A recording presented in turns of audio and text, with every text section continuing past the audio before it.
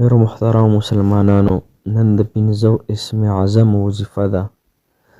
داسې 5 اسم اعظمه چې دې سره الله جل شانه د انسان حاجتونه پوره کوي. د انسان ورسره الله جل شانه ټولې مسلې حل کوي. دا 5 اسم اعظمه په دې طریقه باندې وکئ، ان شاء الله چې تاسو به نا امیده کیږئ نه، او الله جل شانه به دې 5 اسم اعظمو سره ستاسو هر قسم حاجت پوره کی، او هر قسم پریشانی به الله جل شانه ستاسو ختمه کی. کو هغه مشکل د بیماری په شکل کې وي، او کو د قرض په شکل کې وي، او کو د رشتې په شکل کې وي، او کو د مسلمانانو د ویزې په شکل کې وي، او کو ستاسو هر یو حاجت وي کنه، ستاسو ته به اوس معلومه وي ستاسو کم حاجت دی هغه نه پوره کیږي. دې 5 اسم اعظم وظیفه تاسو وکئ.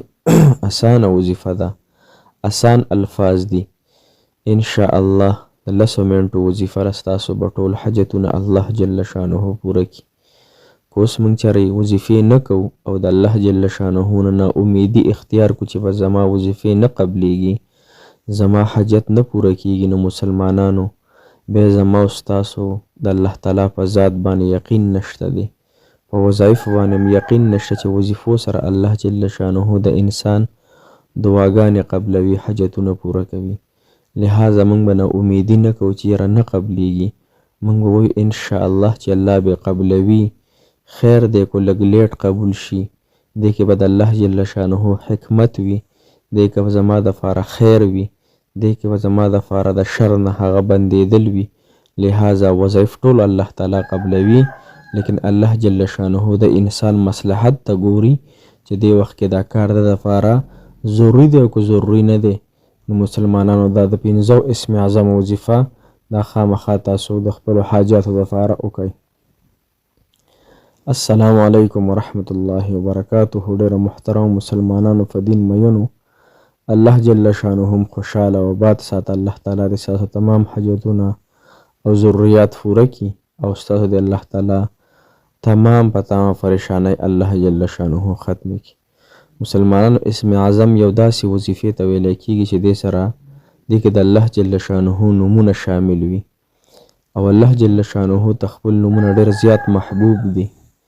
مسلمانانو الله جل شانه ذاتی نوم خپل چې کم دی هغه الله دی. الله یو انسان الله جل شانه ته آواز وکړي، الله جل شانه ته فرمایي په جواب کې بنده زه حاضر یم. لیکن مسلمانانو موږ سره ټیم چرته وي د الله تعالی نه د غوښتو.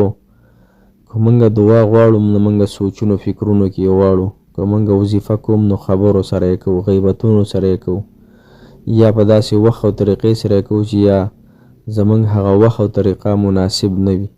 نو زه چې دا وظیفه کومه خیمه دا په داسې وخت کې تاسو وکئ، وخت هم درته خیمه، طریقه کار هم درته خیم مسلمانانو، وظیفه هم درته خیم چې ډېره انتهایی اسانه ده. 5 اسم اعظم دا یو ځای شوي دي، او دې نه یو وظیفه بهترینه جوړه شوې ده. مسلمانانو دا اسم اعظم لومړۍ طریقه یې داره، دا په 2 طریقو باندې دا وظیفه کیږي. لومړنۍ طریقه یې تاسو واورئ. داسې کار به وکړئ چې دا به یو کاغذ راواخلئ، یو پنسل یا بالفین به راواخلئ، او دا 5 ټکي به ولیکئ: یا اول الاولین، و یا آخر الاخرین، و یا ذا القوة المتین، و یا ارحم الراحمین، نه و یا راحم المساکین، و یا ارحم الراحمین. دا 5 اسم اعظم دي. دا لومبیا تاسو کو وړئ چې منګه کروڑپتیان شو یا منګه مالدار شو، زمون قرضونه ختم شي، نو د هغې دپاره په کاغذ باندې ولیکئ، په توره سیه باندې لیکئ، په شنه باندې لیکئ، هر رنګه چې وي دا به تاسو ته فایده درکوي. دا په خپل جیب کې ځان سره کېدوئ، یا زنانه ځان سره په خپل پرس کې کېدوي، یا د هغوی بټوی خپله هغې کې کېدوي. ان شاء الله چې الله تعالی به دوی سره مددګار شي، د دوی قرضونه به هم د دې په وجه ختم شي، او دوی ته به الله تعالی د حلالو کاروبار د حلالو رزق هم ورکړي. دا وظیفه به تاسو ته زه په سکرین هم پرېږدم چې تاسو ته اسانتیا وي لیکلو باندې. دویمه خبره دا د مسلمانانو دا به څه ټایم کې لیکئ؟ دا د سحر او د فرضو، د سحر سنت او فرضو په منځ کې به لیکئ. یعنی سحر مونځ ته راپاڅېدلی سنت هم 2 رکعاته وکړه بیا به دا وظیفه ولیکئ په کاغذ باندې او بیا په خپله بټوه کې فرض کې یا تاسو چې کوم محفوظ ځای وي هغې کې به یې کېږدوئ.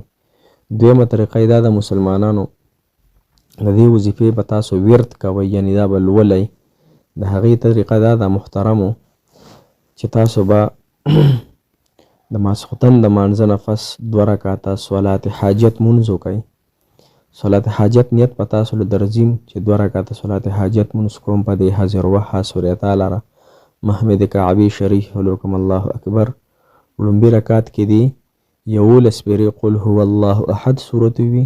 په دویم رکعت کې دی 10 پیرې قل هو الله احد سورت وي. دا 2 رکعاته نفل محترمو دا پوره شو. د هغې نه پس په خپل ځای باندې کښېنئ خبرې به چا سره نه کوئ. 21 کرته به درود ابراهیمي ووایئ کوم چې موږ په مانځه کې وایو اللهم صل علی محمد وعلى آل محمد كما صليت على إبراهيم وعلى آل إبراهيم إنك حميد مجيد اللهم بارك على محمد وعلى آل محمد كما باركت على إبراهيم وعلى آل إبراهيم إنك حميد مجيد. دا به 21 کرته په تسبیح باندې ووایئ په دهان توجه سره چې ما باندې د الله تعالی رحمتونه را نازلیږي. بیا چې د مسلمانانو 314 پیرې به دا 15 اسم اعظم یې ووایئ یا اول الاولین و یا آخر الاخرین و یا ذا القوة المتین و یا راحم المساکین و یا ارحم الراحمین. دا به 314 په ښکلې طریقې اندازې سره ووایئ او سوچ سمټ سره چې د قدرتونو ذاتم الله دی لومبنیم الله دی اخرم الله دی او الله تعالی د رحم کوونکو نه بهترین رحم کوونکی ذات دی. مسلمانانو 314 پیرې مو بیا وروسته 21 کرته درود ابراهیمي ووایئ. مسلمانانو بیا چې کله تاسو دعا غواړئ نو دعا دپاره به 11 پیرې بیل درود شریف ووایئ. دغه درود ابراهیمي بیا چې دعا غواړئ نو تاسو به پکې 101 مرتبه و یا ارحم الراحمین و یا ارحم الراحمین و یا راحم المساکین دا 2 لفظونه به پکې 101 مرتبه ووایئ ها و یا راحم المساکین و یا ارحم الراحمین 101 مرتبه. بیا به دعا وغواړئ دعا چې ستاسو کوم حاجت وي هغه ناممکن او سخت پریشانی هغې دپاره به د رب نه دعا وغواړئ هغه به الله تعالی ته وریاد کړئ. الله تعالی ته یاد دی لیکن ته به ورته په ګوته کې چې الله دا حاجت مې نه دا پوره کول پکار دی او دې حاجت نه علاوه الله زما ژوند تنګ دی لنډ دی زندگی په پریشانو کې د الله دا حاجت راته پوره کړه. د دې نه پس په 11 پیرې بیا درود ابراهیمي ووایئ. مسلمانانو دا وظیفه به ستاسو ختمه شي. دا 1 ورځ وکئ 2 شپې وکئ 3 وکئ تر 2 شپو پورې مسلسل دا عمل وکئ انشاء الله چې الله تعالی نه امید دی چې دې سره به الله جل شانه ستاسو حاجتونه او مقاصد پوره کړي. که چېرې پوره نه شو نا امیدي مه کوئ بیا به یې کوئ بیا یې کوئ. زمونږ صرف رب دی خو دا رب موږ نه خفه شو نا امیدي موږ اختیار کوو نا امیدۍ په وجه الله خفه شي نو بیا چې ګوره ډېر وظایف بیا کوو بیا به نه قبلیږي. نو انشاءالله د رحم معامله به الله جل شانه مو تاسو کوي. الله رحیم ذات دی کریم ذات دی.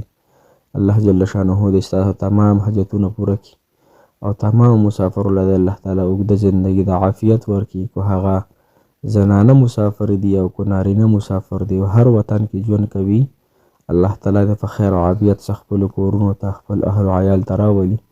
موږ دعاګانې ته کوو ختمونه تاسو ته کوو. الله تعالی دې په خپل دربار کې قبول او مقبول وګرځوي. جزاک الله خیر احسن الجزاء فی الدنیا والآخرة.